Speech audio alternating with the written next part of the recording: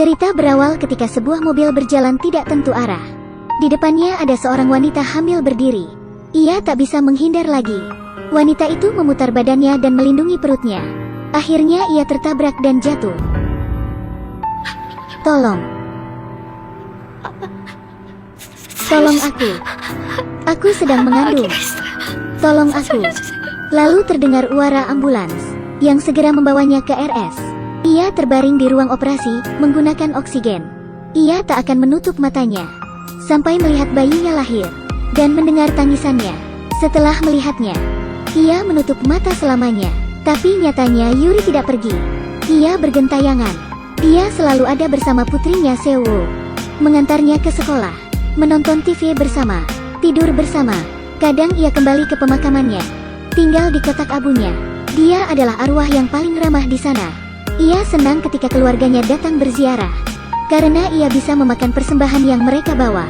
Ia juga bisa menitipkan pesannya pada dukun. Lain kali bawakan aku sebotol anggur. Tapi ia lupa, itu merupakan hari paling menyedihkan bagi keluarganya. Ayahnya memandangi foto Yuri sambil menangis. Yuri merasa iba melihatnya, dan ibunya berkata, ternyata kau bisa nangis. Melihat keluarganya bersedih akan kepergiannya, ia merasa kasihan. Apakah ibunya sedih? Tidak, kecuali di kamar mandi yang kosong. Dia menangis lebih kencang di antara yang lain.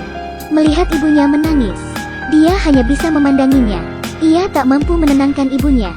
Aku tak bisa memeluknya. Ia hanya bisa terus mendoakannya.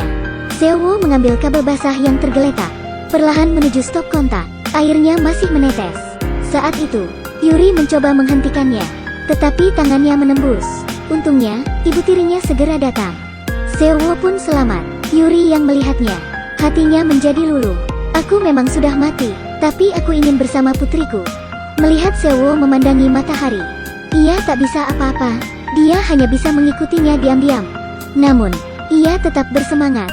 Hari itu, ketika Yuri menjemput anaknya, ia tiba-tiba terlempar ke pohon. Ternyata itu ulah si dukun. Ia tak mengizinkan Yuri mengikuti anaknya. Tapi Yuri tak menghiraukannya. Dukun itu tidak bisa apa-apa lagi. Aku harus memberitahu ibu tiri Seo. Jika selama ini mereka diikuti setan, dan memberinya kertas mantra untuk mengusirnya. Yuri berusaha menghentikannya. Tapi, kali ini, Seo menyenggol dukun itu. Sang dukun tersenyum padanya. Tapi ia menyadari Seo bukan melihatnya, melainkan Yuri di sebelahnya. Bagaimana bisa anak ini menggagalkan usahaku? Yuri lalu mengikuti putrinya. Sesampainya di rumah, Yuri melihat ada arwah jahat di sana. Ia takut itu akan mengganggu Seo.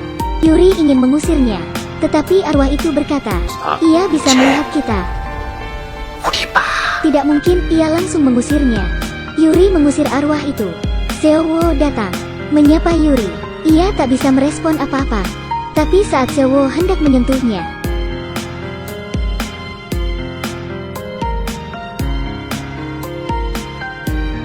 ia menembusnya.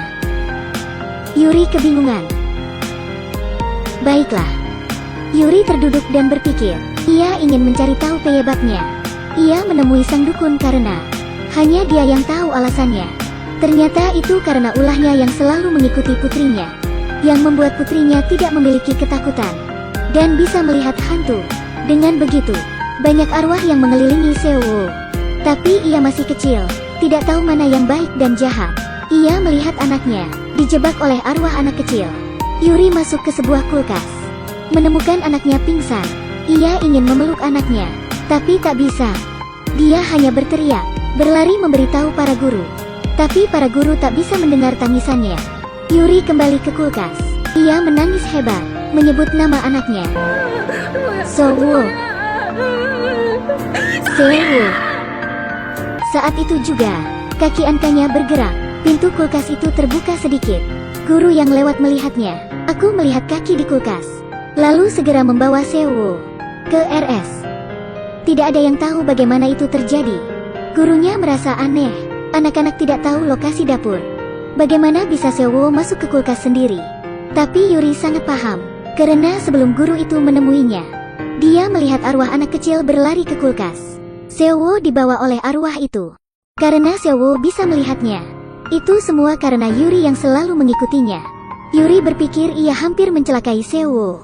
Ia terduduk di lantai sambil menangis. Lalu, ia berjalan keluar. Melihat sekelilingnya bahagia, senyum ada di wajah mereka. Sepertinya di dunia ini, hanya dia yang tak bahagia. Yuri lalu berjongkok, marah akan ketidakadilan Tuhan. Dia hanya ingin melihat anaknya tumbuh. Kenapa jadi begini? Saat itu, tiba-tiba ada petir, menyambar benda listrik, salju turun, dan berubah menjadi hujan es. Orang yang lewat lalu berteduh, dan hanya tersisa Yuri di jalan. Tidak lama kemudian, salju jatuh di pundak Yuri, dan perlahan mencair. Kemudian semua dapat melihat Yuri. Apakah mereka melihatku? Dia dibangkitkan dari kematian. Yuri menghampiri sekelompok orang dan memastikan, kalian dapat melihatku? Ia benar-benar hidup. Yuri segera pergi ke TK. Hari itu ia bisa memeluk Seo. Suhu di tangannya membuatnya menangis. Dia bahagia merasakan menjadi seorang ibu.